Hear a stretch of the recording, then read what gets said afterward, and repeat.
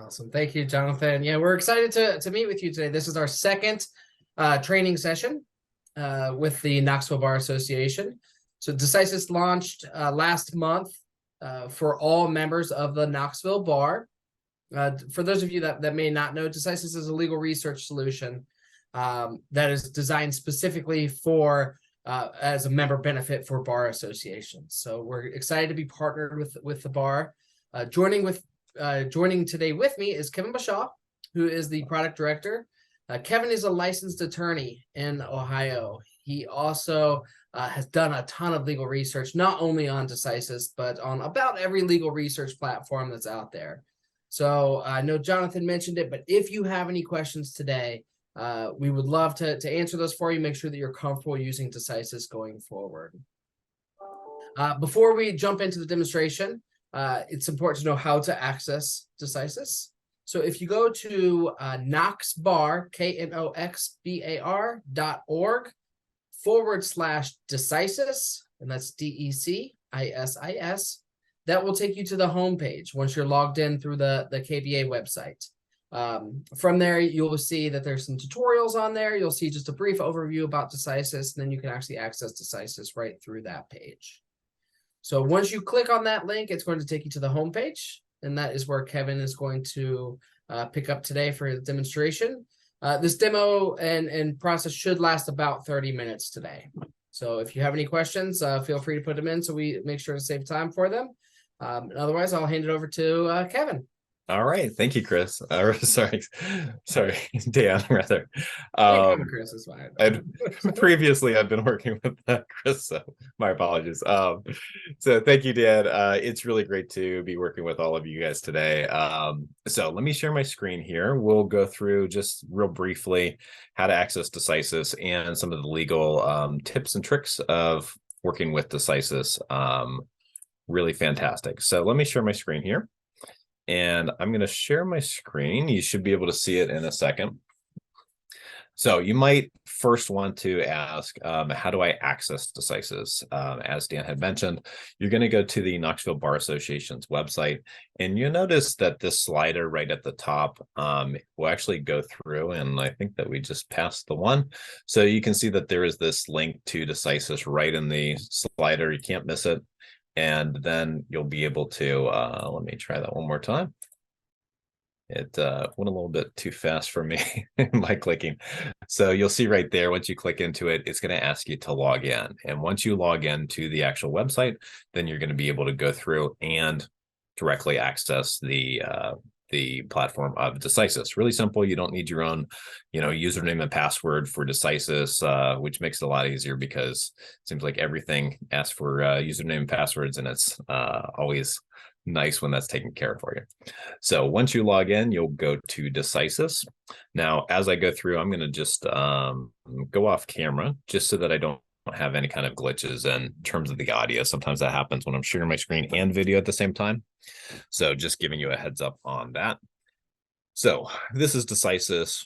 Real quickly, this is the homepage, and you'll notice right from the get-go that it is very user-friendly.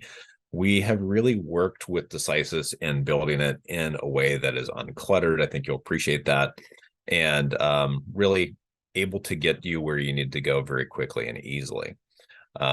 So the three main points that I'll say with Decisis that we've really tried to work into every aspect of it is going back to an ABA study that they did, which is asking people about their satisfaction with their legal research tools.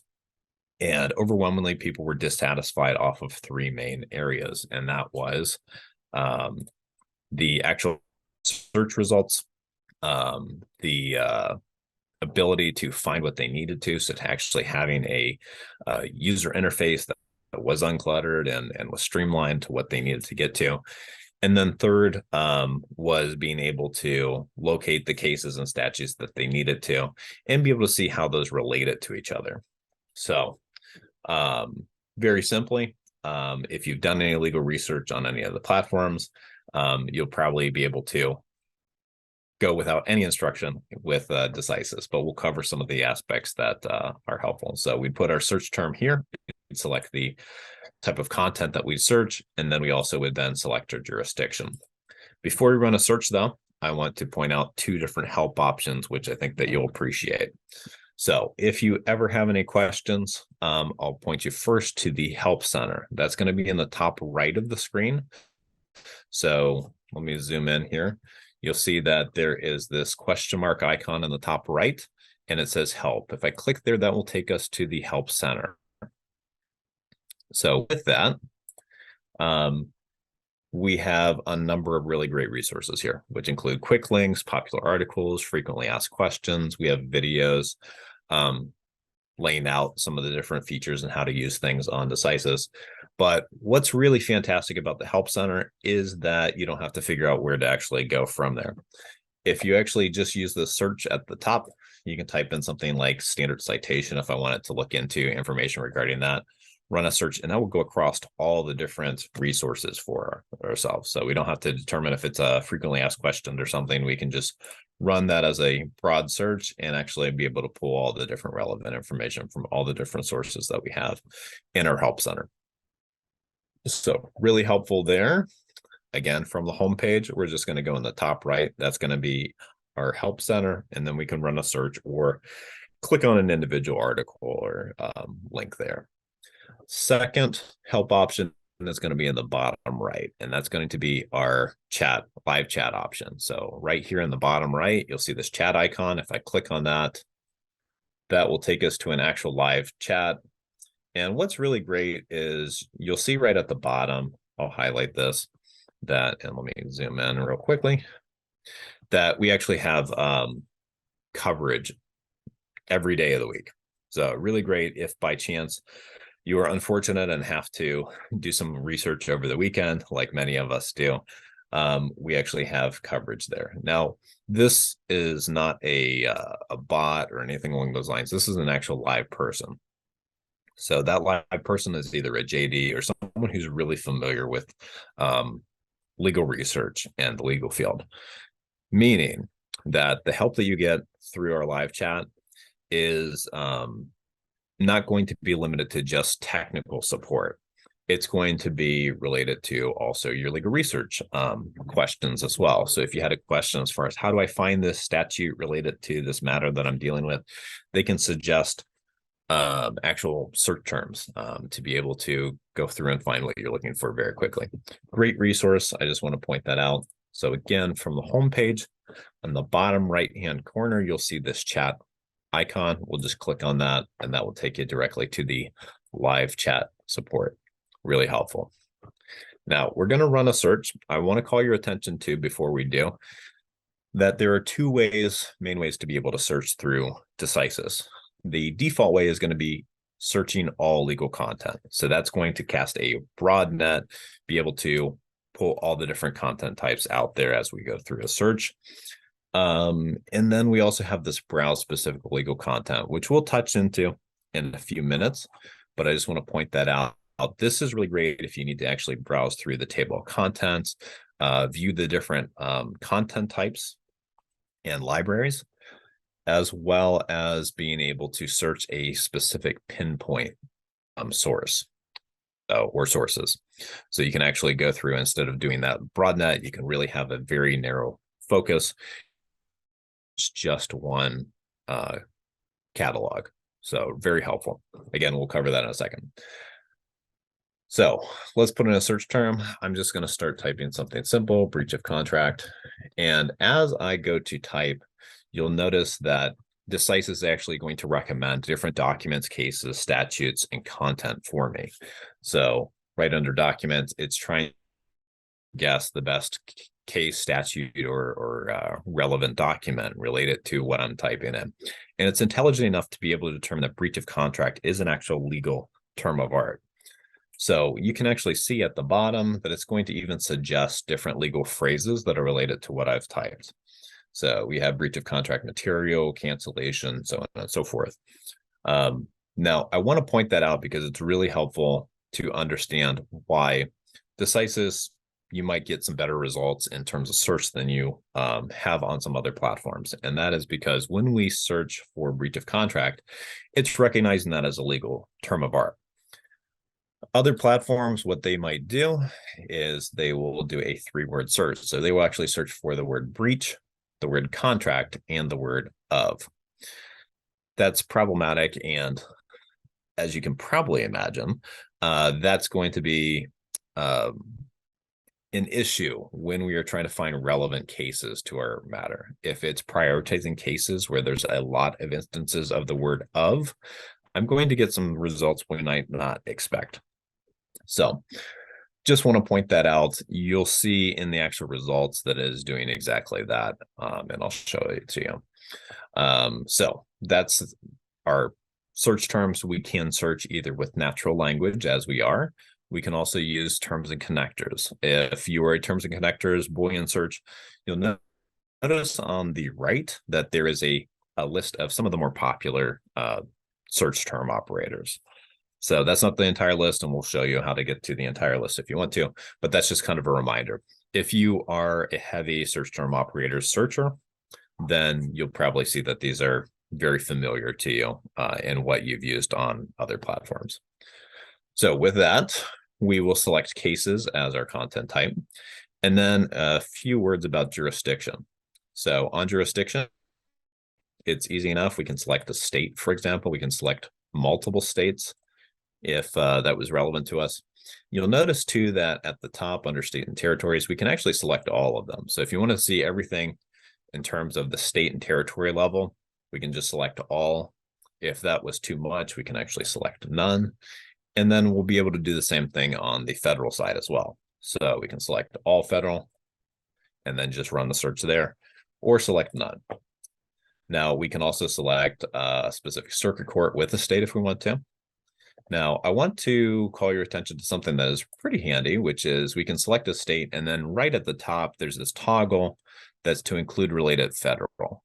So what that will do is it will take the state and it will go all the way up. So if there's something that's originated in Tennessee in this case, and then it's gotten transferred to federal court, it's not going to miss cases like that, which is really helpful to know. So with that, let's run our search. We'll click on the magnifying icon to run the search. And with that, we get our results. Now, if you'll recall, we searched in cases, but at the top, you can see that there's different tabs here. And those are going to be the different content types that we can go through. It simultaneously has run the search that we put into to the platform, into codes and court rules, into regulations and registers, and so on and so forth. Now, I have it zoomed in so I can actually scroll to the other content types with this arrow here on the right of these tabs, but it's really simple. If we just want to click into, for example, to look at what the statutes say about this issue, we can click on codes and court rules and then be able to go through there and then into the cases. This is really great in the fact that it mirrors a lot of what we would normally do in our workflow. A lot of times we want to potentially see the statute and then be able to see the cases that are related to that statute. This allows you to switch back and forth very quickly, as well as maybe you want to look at a particular issue in law, see what cases are involved, and then potentially transfer in to see what the codes are related to it. So let's go back to our cases.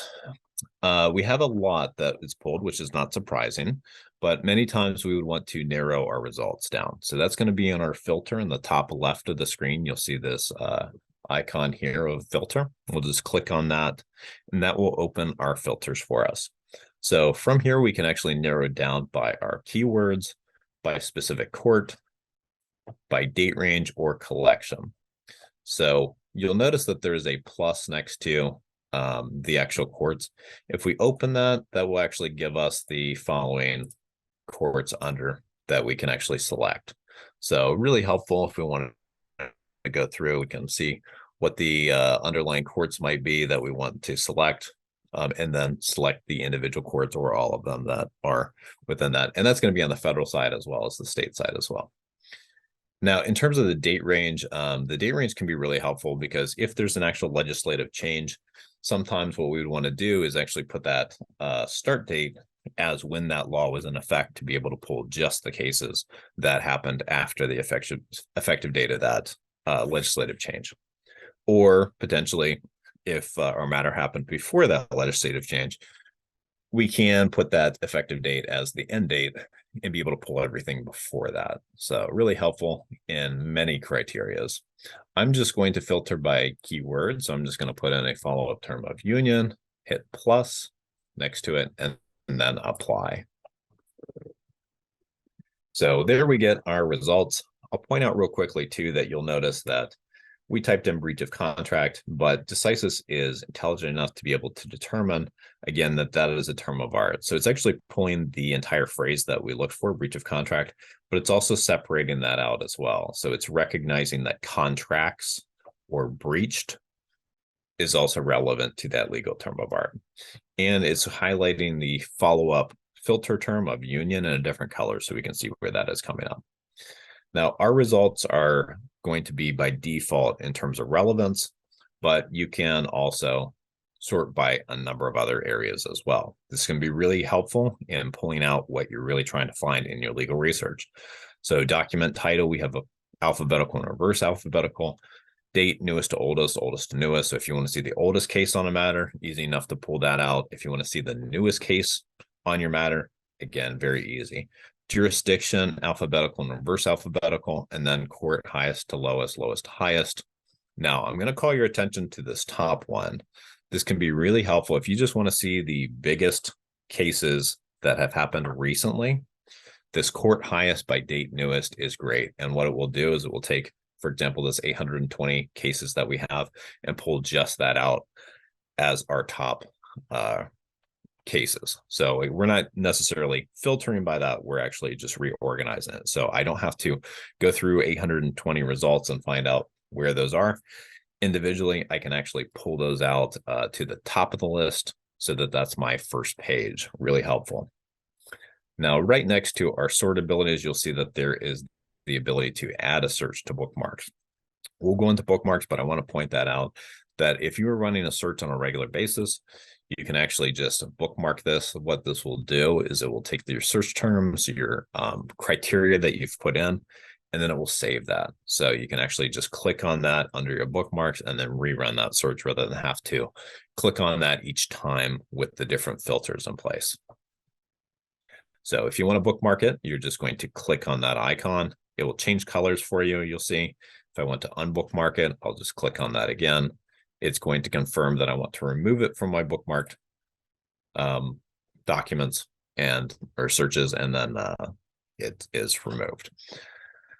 Okay, so I'll click on one of these cases here. And I just want to point out first, we have our delivery options. So this is going to be in the right of our document. And we have our bookmark, download, and email. Now, one thing that you won't notice, and I want to point out, which is you'll see when I zoom out, this is to be a feature that I think you'll really appreciate, which is when we click into a case, this is going to be our default view if we have a wide enough screen. So you won't see this on your phone if you're accessing Decisis on your phone, which you can. But if you actually have a wide enough computer monitor, you're going to be able to see this split screen design, which is really great. We have our results here on the left, and then we have our case here that on our right that we selected. So what this allows us to do is real quickly scroll down, see if this is relevant to what our actual search is, and then go back and actually click into another case or document as we go.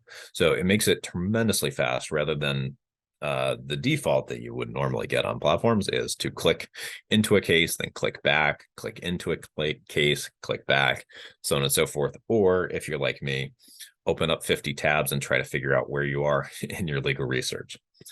So if you want to do that, we can actually expand our document really easily. And then if we want the search results, we don't have to click back. We just click on show results. So expand document, show results, really helpful. So at the top, you'll see that we can actually search the document at the top. So if we want a new search term and try to find out where that is coming from in the case, we could very easily do that. For example, let's say this case is involving National Union Fire Insurance. If I want to see where the references are in that in the case. I can put that into our search document and then navigate every hit of that term within the case.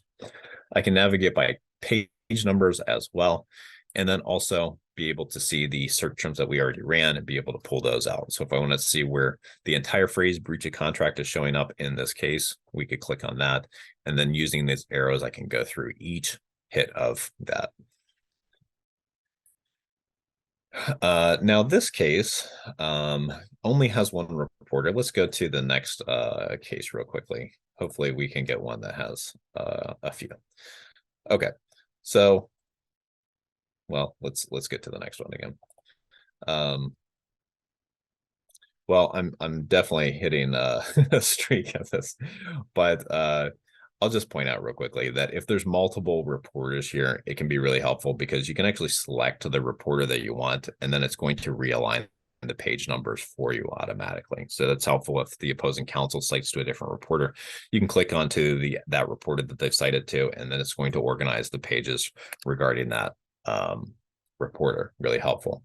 Also point out too that as you noticed, I can actually click on the right arrow and left arrow and navigate between the next case or the previous case in my search results. So I can use it almost like a book and be able to go to the next one or previous one. I can highlight a passage. This is really helpful. If we're writing a document and we want it to cite to this case, I can actually highlight the passage that I want to copy. And then you'll notice that we get a dialog box that will come up. You can see copy Tennessee here. The dialog box will allow me to copy it with the citation in place in the format that I've selected. Now, if you haven't used this before, we can actually click on the right arrow, select Blue Book, Standard, Tennessee, for example, and then I'll just click on that dialog box, and then that will copy it for us with the citation in place. So really helpful there. So turn our attention, I just want to go back to those bookmarks real quickly. Bookmarks are going to be in the top right. If we select that, we can actually see the bookmark documents and bookmark searches that we have. Really simple. We can also go through our history, which is going to look a lot like our bookmarks. The difference being that you can see that it's going to save our history for 90 days, both our document and searches. So if you need something saved beyond 90 days, use the bookmarks.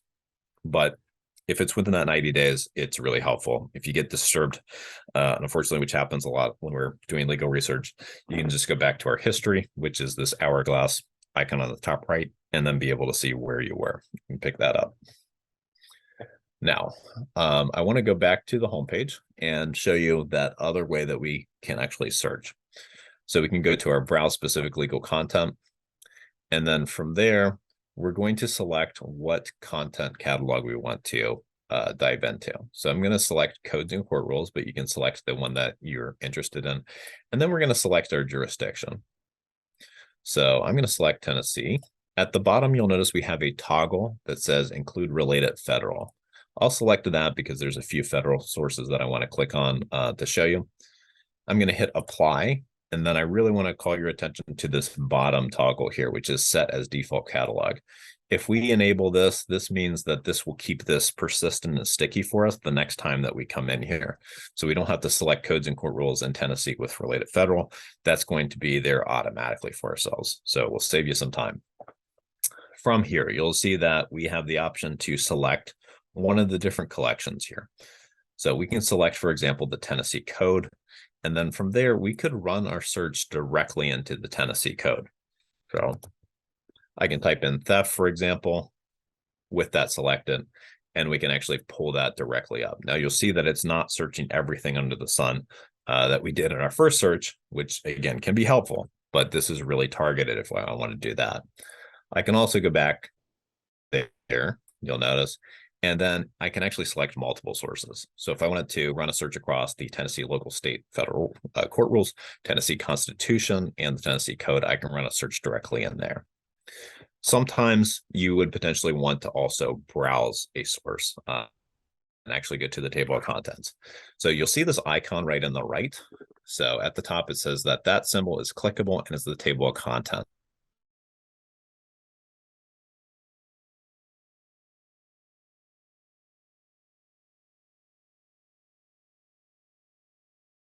It looks like my connection is going a little slowly on this one. But you can see we can actually expand any of these sections, titles, chapters, parts, so on and so forth. We can click into any of these if we want to.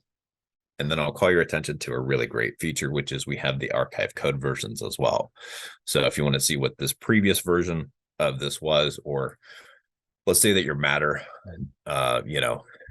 was a few years ago, and you want to see what the actual code was at that time, you can click on archive code versions and see what it looked like in 2016, for example. From there, we can do the exact same thing we did with cases, which was we can actually highlight that section and then have that dialog box with the citation in place to what we're on, which is the Tennessee code here. From there, I can either go to the archive code versions, the other versions, different years, or we can go back to that current code version. From there, we can then go back to the table of contents. And you'll notice there that we can then select the different codes. And at the top, you'll see that it is actually keeping track. We have 6 of 100. So this will allow you to download in batches if you want to. So bulk downloading of the code. A lot of times we might want to look at an entire part if we wanted to. So you can see that we just selected that top part and it selected all of the underlying codes there. It says 43 of 100, so you are limited to 100 documents per batch. You can obviously, if you want to, select multiple batches and have some really fun weekend reading for yourself, but you'll just select what you need, hit download, and then it will bulk download all of those for you. So we've gone through a lot real quickly. I want to have a few minutes for questions, so I'll pause here. Any questions that we can answer? Thank you, Kevin. I do not see any in the chat, so if you have any questions here in the last couple of minutes, just put them in the chat.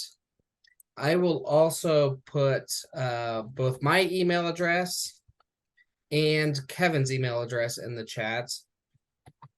So if you do have any questions that come up while you're doing legal research and you don't want to utilize the chat feature, you can reach out to Kevin or myself directly. The chat feature will get you the quickest response, as there are people just standing by waiting to respond in the chat help. But certainly feel free to reach out to Kevin and myself too. Absolutely. So if there's no other questions that are apparent, I'll just really cover that last bit, which we talked about, which is the terms and connectors. So if you recall, if we just start typing, as we did, we're going to get the top search operators over here on the right to remind ourselves. So I'll go through those. We have the option to have and between terms. So if you wanted to find, let's say, 2 terms and make sure that both terms are in the case, or we could have 5 terms and make sure that all 5 terms are in the case rather than 4 terms, we could just put ands between the different terms we were looking for. So in this case, we have voting rights and elections. So we'd actually find both. Typically, we're going to try to find, obviously, all the terms that you've put into the search box. But if we could find, let's say, a case that's relevant with 4 of the 5, it's going to surface that. With ands, with our search operator, it will only find the ones that have all the terms that you've selected ands between. Below that, we have quotes. So that would be an exact phrase. So let's say that there was a judge that was citing to a bright line test in law. We might want to put that in quotes because we don't actually want to find those individual terms in a case. We want to find the entire bright line test term, or phrase. So we'd put that into quotes very easily with that. We also have or. So or is really good if there's multiple terms that mean the same thing. For example, if there was a boating accident, we want to find, watercraft or boat or yacht, we can do ors between those. We have and not if you want to exclude. So in this case, we want to find racketeering cases, but we don't want to find Puerto Rico. We can have Rico and not Puerto. And then the last one I'll cover, which is the /n, that will find one word within 5 words, or one word within so many words of the other. So in this case, we'd find punitive within 5 words of damages. So it gives you really precise results. This is I'm going real quickly just to for time's sake, but this is just the quick list. If you want the entire list of our search operators, if that's the way that you search, go to the help center and you'll see that that's one of the more popular articles. So search operators right under popular articles will give you an entire list. Now, again, you don't have to use search operators if that's not you. You can just use natural language, but some people definitely do that. So I want to just call attention to them. So with that, I think that we are at time. Again, I'm happy to stay over if there is any questions, or also if you just want to email either Dan or myself, I'm happy to answer it that way as well.